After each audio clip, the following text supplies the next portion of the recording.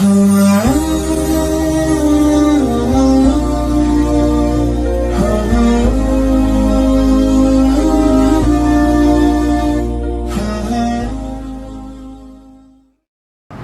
kerja, ini berulang ya sebenarnya, tapi penting sekali. Seorang kerja kemudian dengar azan, itu gimana? Kerjanya apa berhenti dulu langsung sholat, atau boleh ditunda dulu? Ini sering terjadi ya? Iya nggak? Ya mungkin sebagai driver taksi online, atau mungkin sebagai ojol, ya kan? Pas nganter apa? Customer azan di tengah jalan. Ya, mungkin terjadi kan? Atau pas kerja di pabrik nunggu mesin azan, kan bisa jadi mesinnya masih muter. Ini gimana Pak? Kita langsung cabut, tinggal mesinnya, terserah. Atau bagaimana? Gini ya? Atau ya hajatan? Hah? Atau pas hajatan juga? Nah, hajatan. Nanti saya ceritakan, saya punya pengalaman itu juga, masalah hajatan itu. Jadi ini mohon sedikit waktu ya, karena penting. Dan ini terulang disampaikan ke saya pertanyaan ini. Memang ada hadis yang berbunyi Nabi Muhammad SAW itu pernah ditanya, Ayyul a'malil afdal, amalan apa yang paling mulia? Disebutkan 3, salah satunya apa? As-sholatu ala waktiha, sholat di waktunya. Maksudnya sholat di awal waktu. Sholat awal waktu itu kapan? Adzan. Pas adzan, awal adzan itu berarti sholat itu waktu awal sholat. Perhatikan ini benar Pak, hadisnya benar seperti itu. Tapi bukan berarti sholat awal waktu itu menjadi sesuatu yang harus. Saya tanya, adzan itu tanda awal sholat atau tanda akhir waktu sholat? Awal waktu sholat. Tanda awal waktu sholat.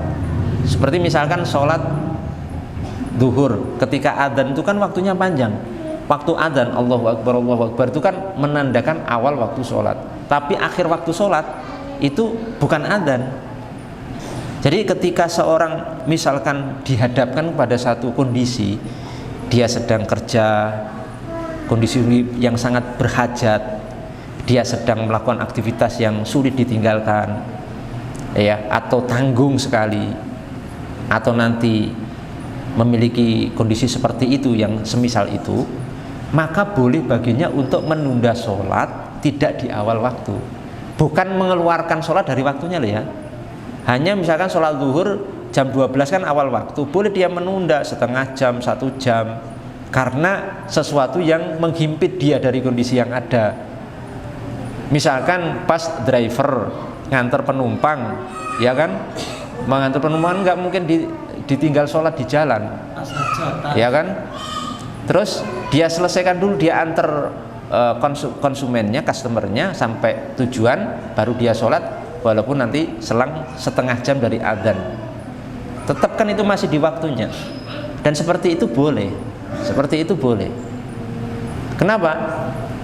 Karena dia memiliki satu beban tanggung jawab yang itu ditolerir oleh agama kita.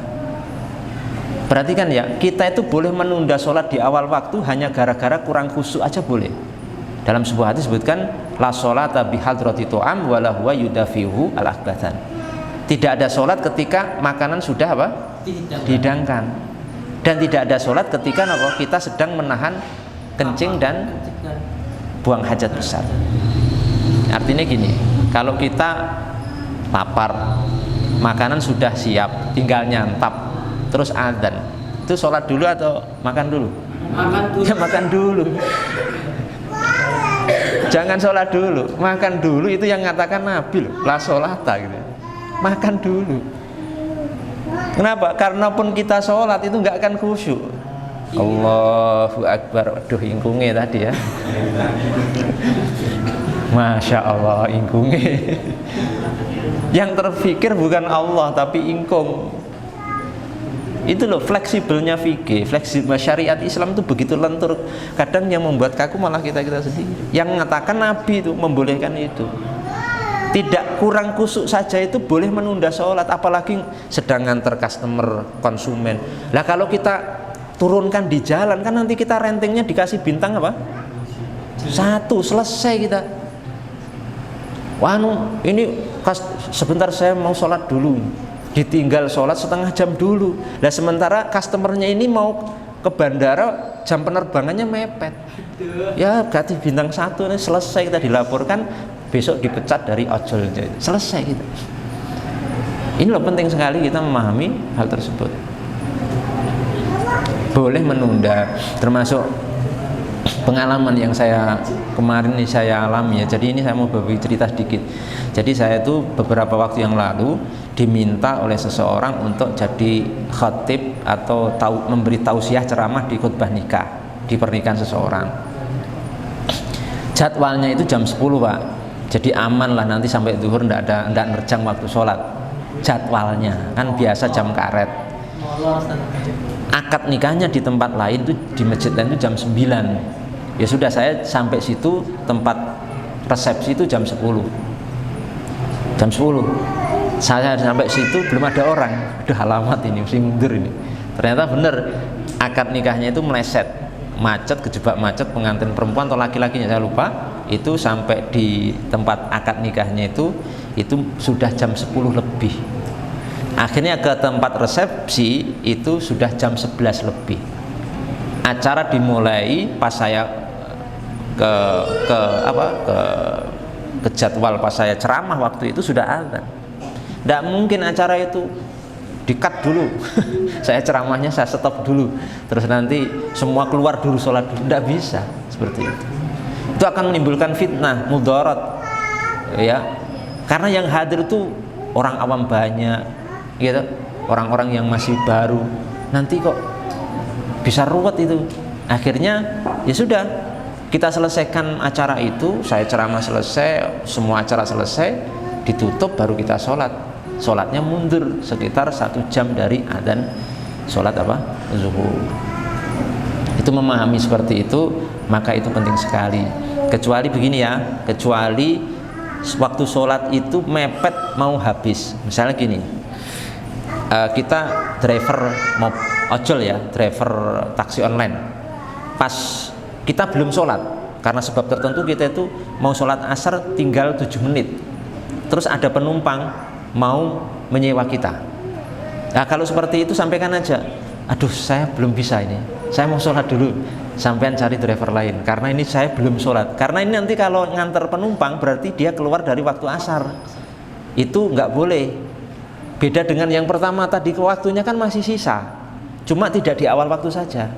Kalau yang ini kan waktunya nanti keluar dari waktu sholat asar, masuk waktu sholat maghrib, suruh cari penumpang lain. Terkecuali dalam kondisi darurat. Contoh gini ya, kita diminta tetangga kita belum sholat asar, diminta tetangga kita, tiba-tiba tetangga kita itu koma, sakit koma. Ini kalau nggak segera dibawa ke rumah sakit bisa mati. Bisa mati. Atau kita dokter, pas kita belum sholat asar, ada orang mau dioperasi, harus dioperasi waktu itu juga. Ini tinggal 8 menit untuk sholat asar. Kalau saya operasi, saya tetap akan keluar dari waktu sholat asar, dan saya akan sholat asar di luar waktunya. Bagaimana kalau seperti ini? Maka itu boleh. Karena darurat sekali. Karena apa? Ad-darurah tubihu al-mahdzurat. Larangan itu akan membolehkan sesuatu yang yang dilarang. Berarti nanti kita sholat asar tidak di waktunya, tapi itu dimaafkan karena sebab darurat. Jangan sampai nanti panjenengan, jangan bapak ibu sekarat gitu, mau ke rumah sakit belum sholat asar 7 menit ini harus sholat asar. Wah kalau nggak sholat asar kan saya harus sholat asar di luar waktu, sholat maghrib. Biar sajalah saya sholat asar dulu, ibu atau bapak keburu mati. Nah, ini karena tidak paham fikih.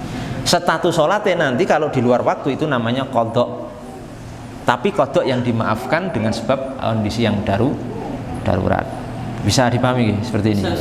Jadi nanti jangan sampai kita memahami sebuah hadis dalil itu keliru, karena ternyata dalam bab seperti ini sangat luas sekali pembahasannya dan sangat lentur sebenarnya fikih itu.